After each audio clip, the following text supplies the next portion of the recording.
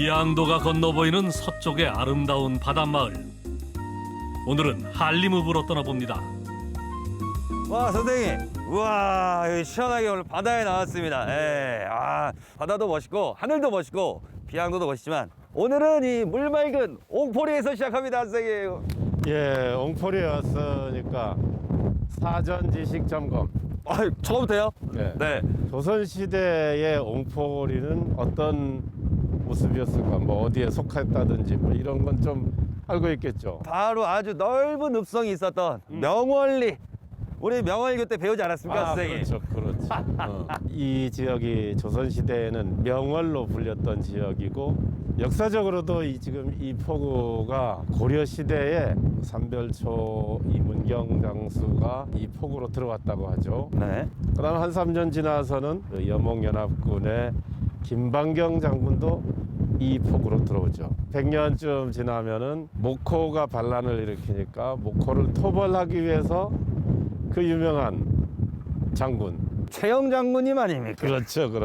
고려 시대의 큰 사건 셋 이게 다 여기에서 시작되죠. 그러면 선생님 이야기 듣다 보니까 바로 오늘은 바로 이곳 옹포포구에 관한 이야기인가요, 선생님? 오늘 이 바다에서 시작을 하고 또 네. 가야 될 곳은 읍성이고 그러면 오늘의 주제는 뭘까요? 정답! 읍성과 바다가 모여 있다. 그곳에는 바로 방어유적. 방어 유적이 있습니다. 네. 주제 대답 못할 것 같았는데 그건 너무 쉽게 알아맞히니까. 제가 이렇게 쉽게 문제를 맞출 수 있었던 거는 바로 이것 때문이다, 선생님. 네, 뭔데? 선생님이 또 이렇게 책을 내셨잖아요. 제주의 방어유적. 저랑 이렇게 매주 다니시는데 언제 또 이 책을 쓰셨습니까, 선생님? 이 책 쓰는 건 시간은 좀 많이 걸린 편이에요. 답사를 주로 다녔는데 답사의 중요한 소재가 또 방어 유적이거든요. 네. 다른 분들도 이제 답사 다닐 때는 참고가 되라고 쓴 겁니다. 선생님한테 조선왕조실록을 받았으면 큰일 날 뻔했습니다. 선생님, 그렇다면 오늘의 주제는 이 방어유적과 관련이 있고 이곳은 바로 명월이니까 바로 명월진성 맞죠? 예, 명월진에 가봐야죠. 명월진성을 가는 거예요. 갑자기 분위기가 올라가는데 그래도 좀 차분하게 이거 좀 봅시다.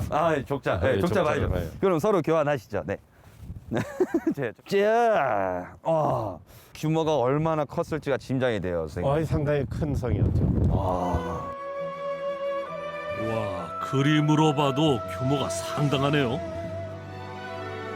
오늘은 조선시대 서쪽의 넓은 바다를 지키기 위해 쌓았던 방어유적 명월진성에 대한 이야기입니다.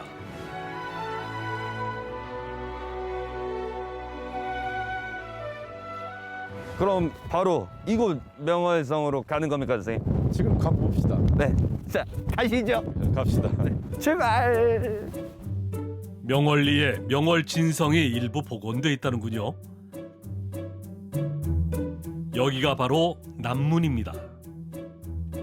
와, 선생님 엄청 멋있고 엄청 큽니다. 여기가 바로 명월진 성입니다. 네. 저희가 환해장성도 그렇고 제주성도 그렇고 제주 곳곳에는 이런 방어유적 형태를 띈 성들이 엄청 많은 것 같아요. 제주도는 알다시피 전체가 다 바다로 둘러싸여 있죠. 1300년대부터 약 250여 년 이 기간 동안의 기록을 보면은 외구의 침입이 30회가 넘거든요. 외구에 대한 대비를 하지 않을 수가 없었죠. 그래서 곳곳에 성을 쌓고 삼성구진이라고 해서 불렀어요. 삼성구진이요? 예. 그러니까 제주목, 대정현, 정의현 이것을 지금 삼성이라고 부르고 있고 구진은 제주도 바닷가 쪽으로 돌아가면서 9개 진성을 쌓은 건데 제주시 동쪽으로부터 시작하면 화북진, 화북진, 조천진, 조천진, 별방진, 수산진, 수산진, 이제 서귀포에 가면 서귀진, 모슬진, 차귀진, 여기 명월진, 애월진 그렇게 하면 9개 진이 되거든요. 그 중에서도 여기 명월진은 진성과 읍성을 합한 형태예요. 서쪽에서는 바로 명월진이 아주 큰 읍성이었던 거죠. 그 시절 호시탐탐 침입해오는 외적을 막기 위해서 성과 진은 필수였죠. 특히 명월진은 구진 중에서도 규모가 가장 컸습니다. 이렇게 걷다 보니까 명월진 규모가 엄청 큰 것 같은데 실제로 이 명월진은 규모가 얼마나 됐나요? 크기가? 현재 남아있는 둘레를 재보면은 약 1.4km 정도입니다.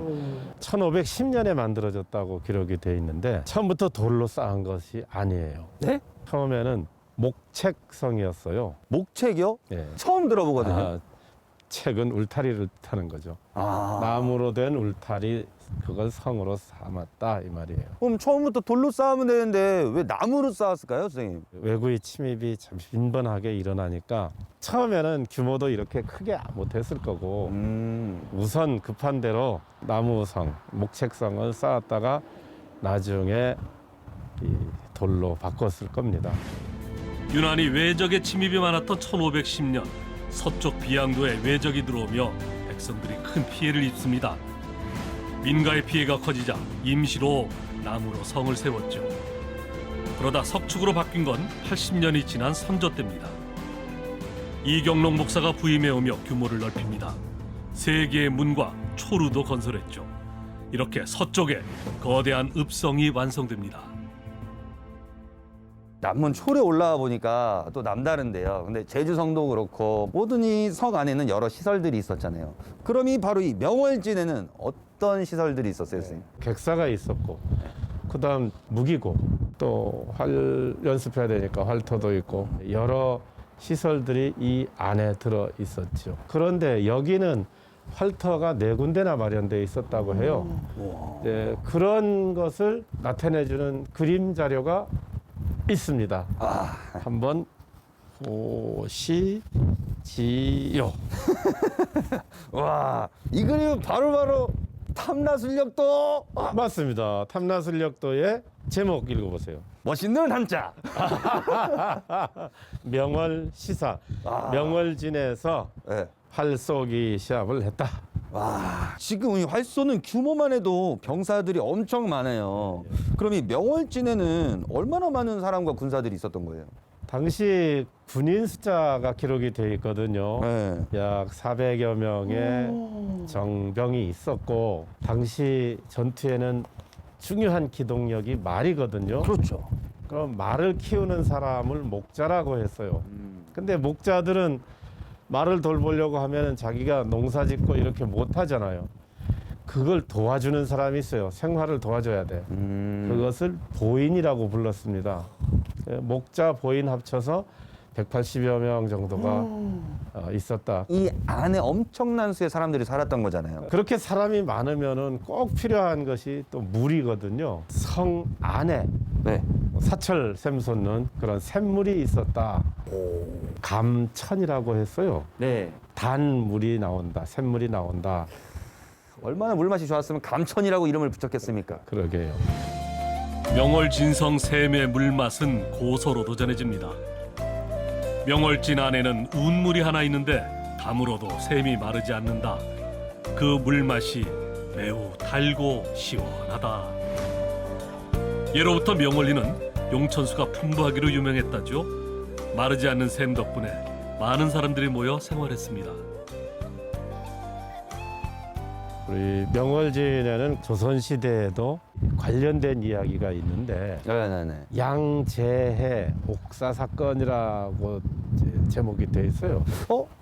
양재해 옥사 사건요? 뭔가 미스테리 추리 소설 같은 게 좀 재밌을 것 같아요, 선생님. 일어난 시기가 1813년.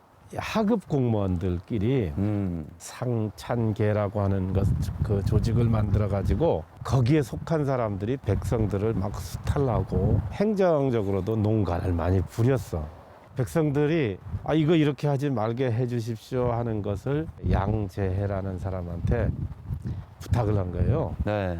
향직이라고 해서 그 마을 책임자 같은 그런 일을 맡고 있던 사람이라 이 나쁜 일을 하고 있는 것을 일일이 적어가지고 목사님한테 가서 이걸 올리자. 그렇게 준비를 하는데 그 일을 같이 하던 사람이 바로 그 탄핵의 대상이 되는 사람한테 고해버린 거예요. 밀고 해버린 거예요. 배신해버린 거네요. 엄청난 큰 배신이죠. 그러니까 이 사람이 먼저 손을 써서 이놈들 반역을 도모하는구나. 그래서 영모 사건으로 다룬 거예요. 와. 양재희라는 사람이 고문 끝에 죽어버려. 그런데 그 밀고 한 사람이 윤광종이라는 사람이에요. 그 밀고 한 공로로 네. 명월만호직을 받은 거죠. 명월만호는 명월진의 책임자를 말합니다. 명월성지에는 역대 만호의 이름이 새겨진 만호 명단비가 있는데요. 112명의 명단 중에는 윤광중의 이름도 올라 있습니다. 훗날 양재해 영모 사건의 전말을 듣게 된 이가 이 사실을 책에 남기면서 사람들이 진실을 알게 됐다는군요. 명월진은 이재수의 난이 벌어진 현장이기도 했죠. 오랜 세월만큼 명월진은 많은 사연을 간직하고 있습니다. 아, 이게 보면 정말 멋있단 말이에요. 명월진의 복원은 언제 된 거예요, 선생님? 명월진 남문 옹성. 네. 이것이 가장 정확한 모양으로 복원이 돼 있는데 네. 발굴 조사를 해보니까 옹성의 터 이게 그대로 고스란히 발굴이 됐어요. 그 위에 바로 올린 거죠. 2002년 말쯤에 여기가 복원이 됐죠. 복원된 곳 말고 다른 곳에 흔적을 볼 수 있는 곳이 있어요, 선생님? 그 옛날 모습 그대로 물론 좀 무너지긴 했지만 동적 성벽이 그런 대로 남아 있죠. 그나마 동문터에 흔적이 있다고 하니까 그렇죠. 기분이 좋네요. 선생님, 그럼 동문터로 지금 갑시다. 가시죠. 예, 예. 네. 그럼 명월진성의 옛 모습을 찾아 길을 떠나볼까요?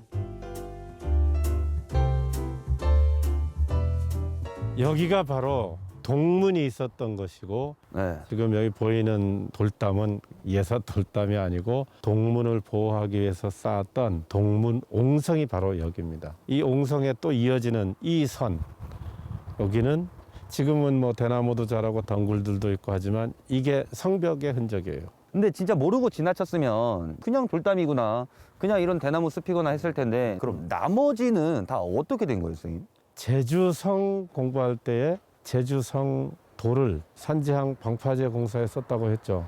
네, 그렇죠. 똑같아요. 아, 근데 시기가 다르죠. 1960년대 초반이에요. 그럼 여기는 일제시대 때도 아니고 최근에 이 돌을 가져다 쓴 거네요? 대한민국 시대에 아, 지금의 한림항. 한림항 기초를 다지려고 여기 성벽에 돌을 가져다 쓴 거네요. 네. 문화재에 대해서 관심을 가지고 네. 그다음에는 그걸 바탕으로 저절로 문화재를 사랑하는 마음이 생길 겁니다. 그러면은 문화재가 어떻게 보존돼야 되겠는가 하는 데까지 이제 생각이 미치게 되죠. 문화재에 대한 인식이 낮았던 그 시절, 전국의 많은 문화재들은 이같이 대규모의 개발 붐의 희생양이 됐죠. 우리가 모르고 지나쳤던 소중한 문화유산의 가치를 되새겨봅니다. 자, 그러면 네, 삼행시를 한번 해봅시다. 선생님이시죠. 오늘 띄워주시죠. 네. 명, 명. 네, 명. 그럼 월, 월진에 와보니까 진. 진짜 문화재에 대한 관심과 사랑이 왜 필요한지 느꼈습니다. 진짜 어려웠어요. 월로 시작하는 게 없어요, 선생님. 다음 주에도 우리 시청자 여러분들에게 힘차게 와야 되니까 우리 힘찬 마음을 달아서 트로들 보고 외쳐주세요, 선생님. 네, 다음 주에 만나요. 렛츠 고고!